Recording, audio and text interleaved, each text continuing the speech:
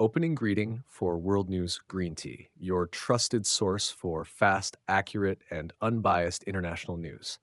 Here we bring you the hottest global updates, in-depth analysis, and diverse perspectives on the world's most pressing issues. Don't forget to like, subscribe, and turn on the notification bell so you never miss a story. Thank you for choosing World News Greenty.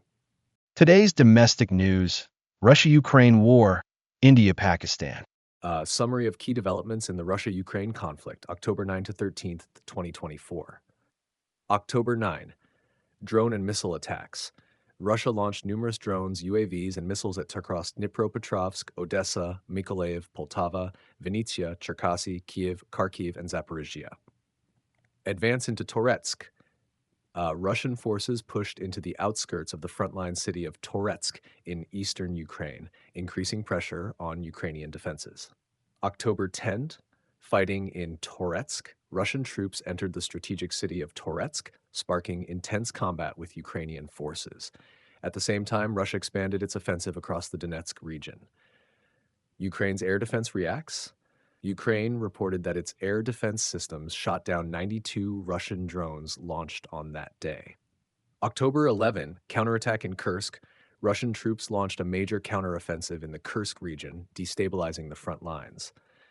Strike on Kanskaya Air Base. Ukraine targeted the Kanskaya military airfield in Adygea, hitting facilities used by Russian fighter jets and helicopters. October 12, encirclement operation. Russian troops surrounded about 1,800 Ukrainian soldiers near a village in Kursk. Missile and drone strikes. Russia continued its attacks using both UAVs and rockets to strike Ukrainian targets. October 13, counteroffensive success in Kursk. Moscow claimed multiple victories near the Kursk border as Ukraine's second defensive line in Glushkovsky district was nearly destroyed. Nationwide airstrikes. Russia launched widespread airstrikes across Ukraine, including the capital, Kyiv. Summary of Ukrainian attacks on Russian territory, May 9 to 13th, 2025, and resulting Russian losses. May 9 to 10, cross-border raids and UAV strikes. Assaults on Kursk and Belgorod. During Russia's self-declared three-day Victory Day ceasefire, May 8 to 10, Ukraine launched at least 4 cross-border attacks into Kursk and Belgorod. Fierce battles erupted near Tyotkino, Kursk, where Ukrainian forces advanced deep into Russian territory. In Belgorod, a Ukrainian drone struck a government facility. Drone raids on Moscow.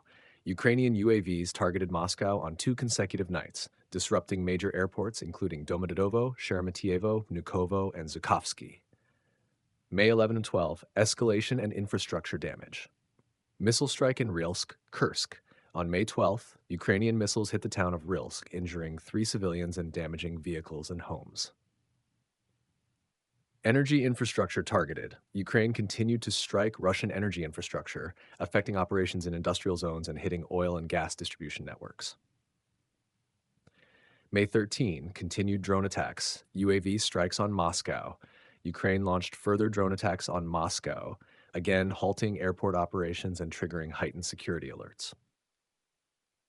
Russian losses. Casualties and damage. Ukrainian operations caused civilian casualties and damaged infrastructure in Russia's border areas. Disruptions in air travel. UAV attacks on Moscow forced the temporary closure of key airports, leading to flight delays and national security responses. Energy sector impact. Attacks on Russian energy facilities disrupted oil and gas production and strained regional supply chains. Latest developments in the Russia-Ukraine conflict, May 9 to 13th, 2025. Peace talks in Istanbul. Ukrainian President Volodymyr Zelensky announced plans to attend peace talks in Istanbul on May 15th, only if Russian President Vladimir Putin is physically present. Zelensky emphasized that only Putin can end the war. Global response: the European Union and the United States are urging Russia to agree to a 30-day ceasefire. Failure to do so may lead to tougher economic sanctions. Ground operations and military movements. Kursk, Russia. Since May 4th, Ukraine has carried out an offensive in Tyotkino, with continued fighting in Tyotkino and Novi Put. Kharkiv, Ukraine. Intense fighting erupted in Vovchansk. Both sides deployed drones, and a 2 to 3 kilometers wide gray zone has formed along the front line. Luhansk and Donetsk, Russian forces continued assaults near Kupiansk and Borova with limited progress. Weapons and military technology. S-8000 Banderol cruise missile. Ukrainian intelligence reported that Russia's new S-8000 cruise missile contains electronic parts originating from nations that officially support Ukraine, such as the US, Japan, South Korea, and possibly Australia. This raises concerns about enforcement of sanctions and export controls. Losses and consequences. Russian casualties. According to the UK Ministry of Defense, Russia has suffered approximately 160,000 casualties in the first 4 months of 25, the highest toll since the war began in 2022. Economic fallout. Ukrainian strikes on energy infrastructure have disrupted Russian industry, especially in oil and gas production. Let me know if you'd like this adapted for use in a video. India and Pakistan. Tense relations and a fragile ceasefire. Historical background: India and Pakistan are neighboring countries in South Asia that were part of British India before the partition in 1947. Since the partition, the two nations have fought 3 major wars, 1947, 1965, and 1971, and experienced numerous smaller-scale conflicts, primarily over the disputed Kashmir region. Both are nuclear-armed powers, making any conflict between them especially dangerous for the region and the world. The 2003 ceasefire and its current status, a bilateral ceasefire agreement, was signed in 2003 along the line of control, LOC, in Kashmir. However, it has been violated numerous times, with thousands of incidents involving gunfire and shelling along the border, resulting in casualties among both soldiers and civilians. Recent developments: in February 2021, the two countries issued a surprise joint statement reaffirming the 2003 ceasefire, a positive step after years of escalating tensions. However, analysts warn that this is merely a fragile truce because trust between the two sides remains very low. The Kashmir issue remains unresolved. Nationalism and domestic politics make compromise difficult on both ends. Key sources of tension: Kashmir. India controls Jammu and Kashmir, while Pakistan claims sovereignty over parts of the region. Cross-border terrorism. India accuses Pakistan of supporting militant groups in Kashmir. The 2019 Pulwama attack pushed relations to a crisis point. Information and diplomatic warfare. The two nations frequently accuse each other in the media, at the United Nations, and in other international forums. Current situation: 2024-2025. As of mid-2025, the ceasefire is holding to a certain extent, though tensions remain. Both sides continue to station large numbers of troops along the LOC. Minor ceasefire violations persist, though they haven't escalated into full-scale conflict. A military communication channel at the senior level is still in place, helping to prevent uncontrolled clashes. Diplomatically, there has been little meaningful progress. The prime ministers of both countries have not held major bilateral meetings in recent years. Global impact and concerns: the international community, especially the US, China, Russia, and the United Nations, continues to urge restraint, as a war between two nuclear powers will be catastrophic. India and Pakistan are both members of regional platforms like the Shanghai Cooperation Organization, SCO, but consensus remains difficult to achieve. The ceasefire between India and Pakistan hangs by a thread. Even a small misstep on either side could reignite conflict.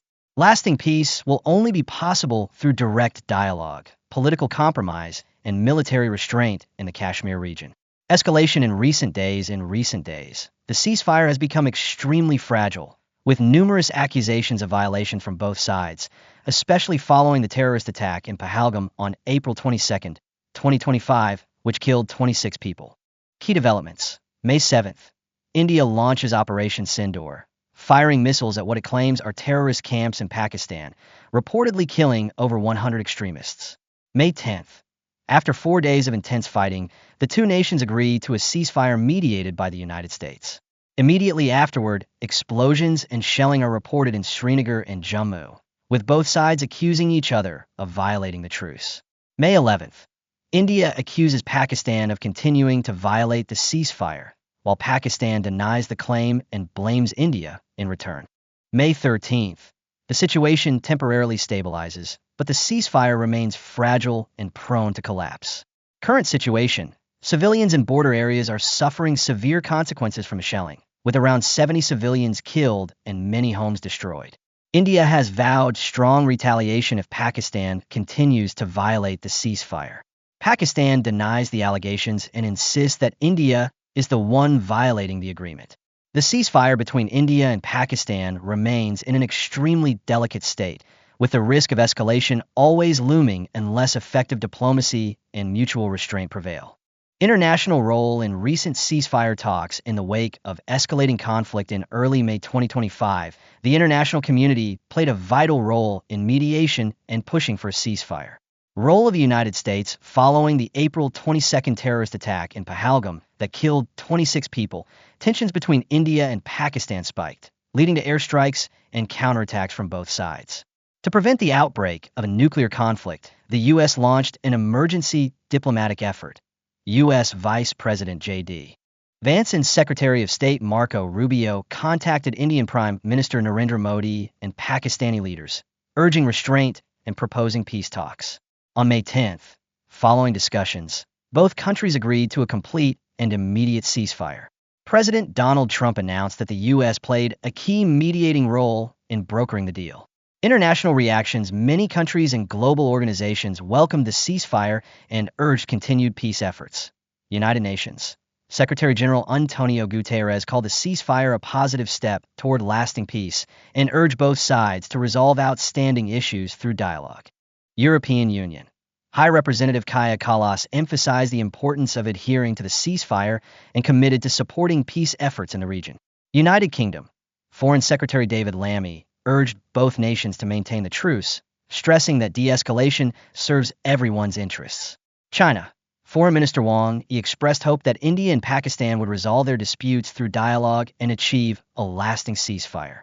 Other nations Bangladesh, Egypt, Jordan, Saudi Arabia, Sri Lanka, and the United Arab Emirates all expressed support for the ceasefire and encouraged peaceful resolution of disputes.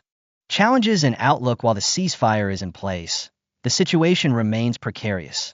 Just hours after the announcement, explosions and shelling were reported in Srinagar and Jammu, leading to renewed accusation from both sides. India emphasized that the ceasefire was a result of military strength and rejected President Trump's claim that U.S. trade incentives contributed to the agreement. Both countries pledged to uphold the ceasefire, but warned of strong retaliation if provoked.